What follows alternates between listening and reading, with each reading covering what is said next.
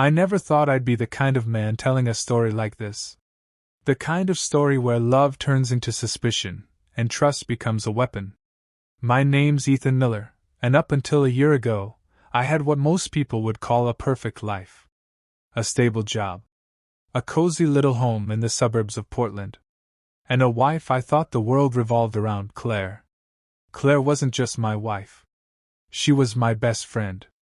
We met back in college, both broke, both dreaming, both convinced that love could conquer anything. And for a while, it really did. We lived in a small 2-story house at the edge of a quiet neighborhood. White fences, a small porch swing, and the kind of neighbors who wave when you mow your lawn. Every morning, Claire would make coffee just the way I liked it, black, 2 sugars, and kiss me goodbye before I left for work. I used to think that was love. But now, when I replay those moments, I can't tell if they were genuine or part of something much darker. I worked as a project manager at a construction company. Claire was a freelance interior designer. She worked from home most days, sometimes meeting clients downtown. She had this radiant energy, the kind that filled every room. Everyone loved her. Especially my best friend, Jake. Jake and I met long before Claire came into the picture. We grew up 2 houses apart, went to the same high school, joined the same basketball team, and even enlisted in the same college program. When I married Claire, Jake was my best man. He gave a toast at our wedding. I still remember his words. To Ethan and Claire, the kind of love stories that make the rest of us believe in forever. Back then, I laughed.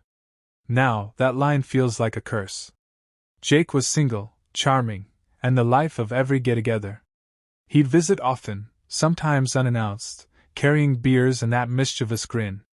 Claire got along with him instantly. They joked around, teased me, shared playlists, and I loved it. It felt like having my 2 favorite people in one place. If only I'd known. It started small, like all betrayals do. One night, after a long day at work, I came home to find Jake and Claire sitting on the couch. They were laughing about something private. When I asked what it was, Claire said, "Oh, just an inside joke from earlier." I brushed it off. I mean, they were friends. What harm could it do? Then came the texts. Claire's phone would buzz late at night, and she'd smile, that tiny, secret smile. When I asked who it was, she said, "Just Jake, sending me memes." It sounded innocent enough. But something deep inside me, something primal, didn't sit right. Still, I ignored it. Because love makes you blind. And trust makes you stupid. There was a shift in her tone when she talked to me. She used to ask about my day, listen, even joke around. Now, she seemed distracted. Her eyes were often glued to her phone. Once, during dinner, I caught her smiling while typing. I asked, "Who's that?" She looked up, startled. "Oh, no one. Just Jake again. He's showing me pictures of his new apartment." Jake had recently moved downtown. Claire offered to help him decorate, since she was an interior designer. And that became the beginning of my quiet hell. It was a Thursday. Claire said she was going to Jake's place to help him pick color samples for his walls. I trusted her. I always did. But around 9 p.m., she still wasn't home. I texted her, no reply. Called, went to voicemail. Finally, around 10:30, she walked in, hair slightly messy, cheeks flushed. She said, "Sorry, we lost track of time. Jake made dinner, and then we ended up watching a movie." I smiled and nodded. But inside, something cracked. That night, as she slept beside me, I stared at the ceiling, wondering when my marriage started to feel like a stranger's house. Over the next few weeks, Claire became colder. Not openly cruel, just distant. She stopped reaching for my hand when we walked. Stopped kissing me goodbye in the mornings. Her "I love you" turned into a quick, distracted mumble. And Jake? He stopped hanging out with me one-on-one. He used to call daily, but now his texts were short. When I invited him to grab a beer, he always said, "Maybe next time, man, been busy." I thought maybe life was just getting in the way. But deep down, my gut screamed something else. One evening, Claire left her laptop open on the counter. I wasn't snooping, I just wanted to check the recipe she'd mentioned earlier. But then I saw a message notification pop up in the corner. Can't stop thinking about last night, face-blowing kiss. Jake. I froze. My hands went numb. Before I could even open it, the screen locked. I stood there for a good minute, staring at my reflection in the black screen. My heart was pounding so hard it hurt. I told myself, there must be an explanation. Maybe it was a joke. Maybe I was misunderstanding. When she came back into the room, I forced myself to act normal. She smiled like nothing was wrong. And for the first time, I realized how easy it is for someone to smile, while stabbing you in the heart. Over the next few days, I watched her more closely. Her laughter when Jake's name came up. The way she guarded her phone like it was made of gold. The way her perfume changed, a new scent, stronger, bolder. One night she said she had to meet a client downtown. But when I casually asked for the client's name, she stuttered. That was it, my breaking point. I decided to find out the truth. That night I told her I had to work late, but I didn't go to the office. I waited outside the supposed client's cafe. I saw her car parked there. She wasn't inside. I waited 30 minutes, then saw a familiar figure walk out from the alley behind the building. Jake. He looked around, then Claire followed, both laughing softly, holding hands. She rested her head on his shoulder. He kissed her forehead. My entire world, every memory, every smile, every plan, shattered in that one instant. I didn't move. Didn't yell. Didn't cry. I just stood there, feeling like someone had ripped the air out of my lungs. If you've ever trusted someone with your whole heart, if you've ever believed love could never betray you, hit that like button. Because this story, this pain, is for you. When I saw them that night, Claire and Jake, I didn't feel rage. Not at first. What I felt was emptiness. Like my entire body had turned into a hollow shell and someone had punched the air right out of me. They walked together, laughing under the flickering streetlights. Her hand brushed against his. He looked down at her with that same stupid grin I'd seen 1,000 times, the one he used to wear when we joked about girls in college. Except this time, it wasn't a joke. This time, it was my wife. I didn't confront them that night. I couldn't. I just stood there, my hands shaking, my jaw locked, my chest heavy. Part of me hoped, prayed, that maybe I was misunderstanding what I saw. But when Jake leaned in and kissed her, softly, slowly, like a man in love, that hope died. I turned away. I didn't want them to see me break. Driving home, I couldn't even remember the turns I took. Everything blurred together, the lights, the road, the pain. When I finally parked, I sat in the car for almost an hour, just staring at the steering wheel. My heart felt like it was physically bleeding. Every memory with her, every laugh, every trip, every "I love you" played back in my head like a cruel movie I couldn't turn off. The next morning, she came into the kitchen humming a song. Humming. As if nothing had happened. She kissed my cheek and poured coffee for both of us. Her hand brushed mine, and I almost flinched. I wanted to scream. To ask her why. But instead I just said, "Morning." Because when you love someone that deeply, your brain refuses to accept reality, even when it's staring you in the face. She looked perfect, hair tied up, wearing my old t-shirt, smiling like the world was fine.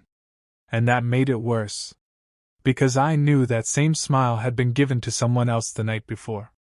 For days I played the same scene in my head, over and over. Her with him. Her lying to me. Her touching him the way she used to touch me. I barely slept. Barely ate. I'd go to work, sit through meetings, nod at people, but I wasn't there. Inside, I was dying a slow, quiet death. Jake texted me a few times, asking if I was doing good. Doing good. I wanted to throw my phone through the wall. But I didn't. Because part of me wanted to see how far they'd go, how deep their lies ran. A week later I got it, the confirmation I didn't want but needed. Claire left her phone on the kitchen counter while she showered. It buzzed once, then twice. I hesitated. My heart raced. Then I opened it. And there it was. A thread of messages between her and Jake. Jake, can't wait to see you again tonight. Same place? Claire. Yes. I miss you already. Ethan thinks I have a client meeting. I hate lying, but I can't stop. Jake. You don't have to feel guilty. You deserve to be happy. Claire. You make me happy. Jake. Then that's all that matters. I felt like vomiting. My hands shook so bad the phone nearly slipped. She came out of the shower minutes later, smiling. Wrapped in a towel, hair dripping, skin glowing. And I just stared at her. At the woman I thought I knew. Everything okay? She asked. Yeah, I whispered. Everything's fine. But everything was not fine. Nothing would ever be fine again. That night I couldn't sleep. I watched her breathe next to me, peaceful, beautiful, lying through every breath. At 3 a.m., I got up and went outside. The air was cold, crisp. The world was silent. I sat on the porch and thought about all the years I spent loving her, defending her, believing in her, building a life with her. And how easily she threw it all away. For Jake. My best friend. My brother in everything but blood. That realization burned deeper than the cheating itself. Because betrayal from a stranger hurts. But betrayal from the people you trust most, that destroys you. The next morning, I made her coffee, the way she liked it. I waited until she sat down, then said calmly, So, how's Jake's new apartment? She froze for half a second, then smiled. It's fine. Why? You've been helping him a lot lately. Well, yeah? You know I like designing spaces. I looked straight into her eyes. And hotel rooms too? Her face drained of color. What are you talking about? You and Jake. I saw you. The silence that followed was heavy, so heavy I could hear my own heartbeat. She opened her mouth, then closed it. Tears welled up, but I wasn't moved. Not this time. Ethan, it wasn't supposed to happen, she whispered. It just did. I laughed, a cold, bitter sound I didn't recognize. You accidentally fell in love with my best friend? She covered her face, crying harder.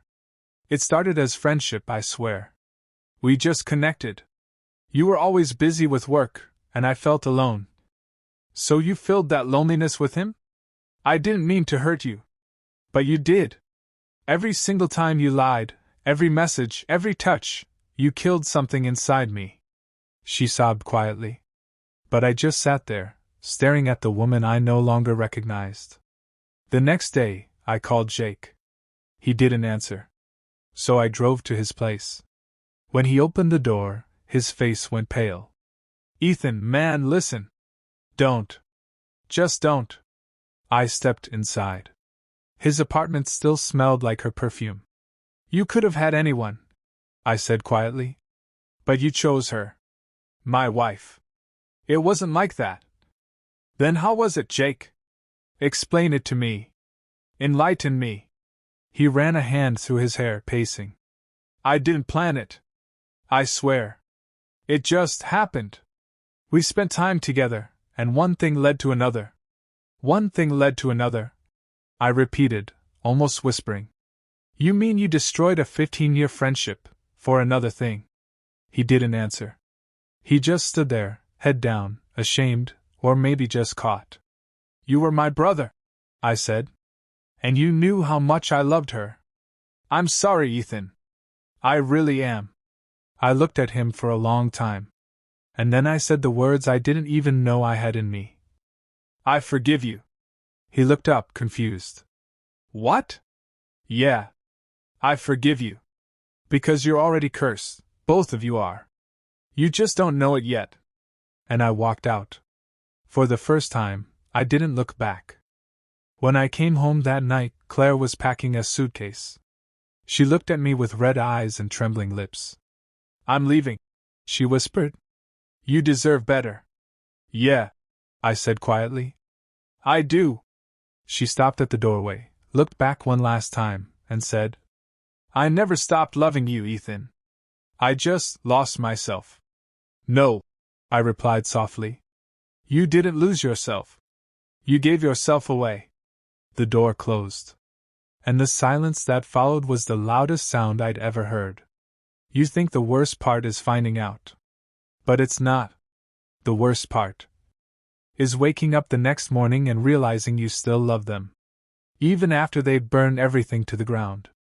If you've ever been betrayed by someone you thought would never hurt you, subscribe for more real stories that'll make your heart race and your mind spin. People think revenge is loud, screaming, breaking things, getting even.